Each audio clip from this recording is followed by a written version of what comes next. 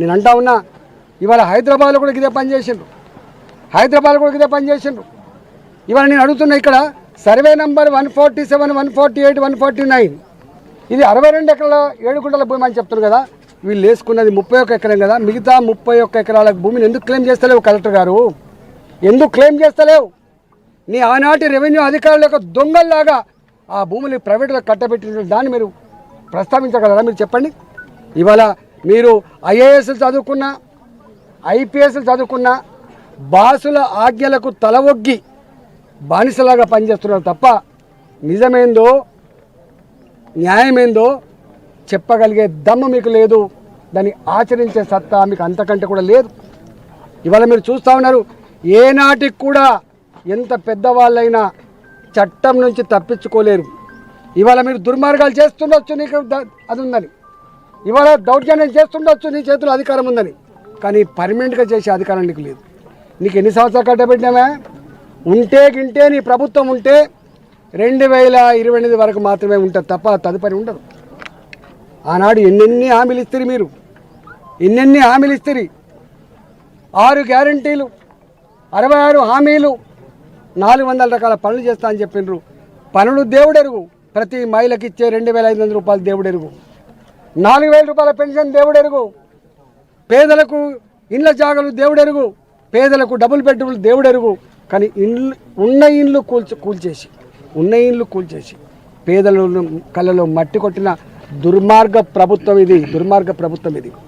నేను ఒకటే ఈ ప్రభుత్వాన్ని హెచ్చరిస్తా ఉన్నా, మీరు ఇట్లనే చేసుకుంటూ పోతే ఆ ప్రభుత్వం కూలిపోవడానికి 10 ఏళ్ళు పట్టింది, కానీ నీ ప్రభుత్వం కూలిపోవడానికి 3 ఏళ్ళు కూడా పట్టదని చెప్పి హెచ్చరిస్తా ఉన్నా. నేను డిమాండ్ చేస్తున్నా, ఇక్కడ ఏ భూదాని భూములు అయితే ఈ జిల్లాలో ఉన్నాయో వాటి రికార్డులన్నీ కూడా బయటపెట్టండి, ఎవరి కబ్జాలో ఉన్నాయో బయటపెట్టండి. ఇక్కడ ఈ వెలుగుమట్ల గ్రామంలో ఈ 147, 148, 149 62 ఎకరాల 7 గుంటల భూమి ఇది ఎవరెవరి దగ్గర ఉందో మొత్తం తీసే ప్రయత్నం చేయండి. నీకు నిజాయితీ ఉంటే ఇవాళ ఎంతమంది ఇండ్లు అయితే కూల్చివేసినావో నీవే ఇగో ఇదే జాగాలో వాళ్ళందరికీ కూడా డబుల్ బెడ్రూములు వెంటనే కట్టేయమని చెప్పి డిమాండ్ చేస్తున్నాం. ఎవరి జాగాలలో వాళ్ళకు డబుల్ బెడ్రూమ్లు కట్టేయమని చెప్పి డిమాండ్ చేస్తున్నాం. ఏ పేద కుటుంబం అయితే గ్యాస్ సిలిండర్లు కోల్పోయి, వండుకునే స్టవ్లు కోల్పోయి, ఇంట్లో ఫ్యాన్లు కూడా మొత్తం ధ్వంసం చేసి కట్టుబట్టతో బయటకు వచ్చిందో వాళ్ళ సామాను ఎంత నష్టం చేసినావో అలాంటి వాళ్ళకు 50,000 లక్ష రూపాయల వాళ్ళకు నష్టపరిహారం ఏమని చెప్పి డిమాండ్ చేస్తున్నాం. ఏ సీసీఎల్ఏ సుమోటోగా ఇట్లాంటి దొంగ రిపోర్ట్ ఇచ్చి దొంగ ఆర్డర్ ఇచ్చి కూల్చివేసిండో ఆ కూల్చివేతకు బాధ్యులైన వాళ్ళందరూ కూడా శిక్షించాలని చెప్పి డిమాండ్ చేస్తున్నాం. బేషరతుగా ముఖ్యమంత్రి తప్పు జరిగింది, క్షమాపణ కోరుతున్నా అని చెప్పి వెంటనే ఈ పని కనుక చేయకపోతే ఇవాళ మీరు అనుకుంటున్నారు ఇక్కడ 100 మంది ఉండొచ్చు అని చెప్పి, మీరు అనుకుంటున్నారు ఇదే వాళ్ళు శాపనార్థాలు పెడతారు, ఏడతారు, కన్నీళ్ళు కాలుతారు, మీకు ఏం చేయాలని చెప్పి. కానీ ఓట్లేసి గెలిపించేది ఈ పేదలు మాత్రమే, గుర్తుపెట్టుకోండి.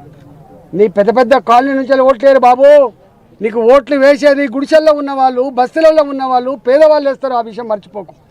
ఒక రేవంత్ రెడ్డి గారు మీలాగా గతంలో ఉన్న ముఖ్యమంత్రులు ఈ పని చేసి ఉంటే ఇలా హైదరాబాద్లో కానీ ఇతర జిల్లా హెడ్ క్వార్టర్లలో కొన్ని 100,000 బస్తీలు వచ్చేటి కావు. ఆనాడు వేసుకున్న గుడిసెలకు 40 ఏళ్ళుగా 50 ఏళ్ళుగా వేసుకున్న గుడిసెలకు పట్టాలు ఇచ్చిండ్రు, వాళ్ళకు రకరకాల పద్ధతిలో వాళ్ళకు ఓనర్షిప్ వచ్చింది, వాళ్ళు ఇలా జీవిస్తున్నారు. కానీ నీలాగా నువ్వు ఒక్క బస్తీ కూడా నీ కాలంలో రాలే, ఈ రాకపోగా అనేక బస్తీలు కూలగొట్టి పేదల బతుకుల్లో మట్టి కొట్టిన ప్రభుత్వంగా నిలిచిపోయింది. కాబట్టి తప్పకుండా ఇవాళ భారతీయ జనతా పార్టీగా అనాదిగా మేము మొదటి నుంచి కూడా కొట్లాడుతున్నాం. ఒక బద్దంబాలెడ్డి నగర్ వచ్చింది మా దగ్గర హైదరాబాద్లో, ఒక వాజ్పేయి నగర్ వచ్చింది, ఒక మా ఆయంలో అనేక రకాల గుడిసెలేసి వాళ్ళకి కాపల కాసి వాళ్ళను ఆదుకున్నటువంటి చరిత్ర భారతీయ జనతా పార్టీది. కూల్చివేతున్న చరిత్ర మీది. ఇవాళ టర్క్మెన్ గేట్ కాడ ఢిల్లీలో టర్క్మెన్ గేట్ కాడ పేద ఇళ్ళ కూల్చివేసి ఆ భూములు ఎట్లయితే మారుతి కంపెనీ కట్టబెట్టిందో గదేమి చరిత్ర, గదేమి ఆచరణ తప్ప ఇంకోటి కాదు. పేరుకు మాత్రమే పేదల ప్రభుత్వం అని చెప్తారు, పేరుకు మాత్రమే అనగానే వర్గాల పార్టీ అని చెప్తారు. ఇందిరమ్మ రాజ్యం ఇంటింటా సౌభాగ్యం అని చెప్తారు. నీ ఇందిరమ్మ రాజ్యంలో మా వెలుగుమట్ల ప్రజలు లేరా? నీ ఇందిరమ్మ రాజ్యంలో మా వెలుగుమట్ల ప్రజలు లేరా? నీ ఇందిరమ్మ రాజ్యంలో మా హైదరాబాద్లో నివసిస్తున్న బస్తీ ప్రజలు లేరా అని చెప్పి అడుగుతా ఉన్నా. ఇవాళ నీ రాహుల్ గాంధీ దేశవ్యాప్తంగా మాట్లాడుతున్నాడు. రాహుల్ గాంధీ మాట్లాడితే ధర్మం కావాలి, న్యాయం కావాలి, చట్టం కావాలంటున్నావు.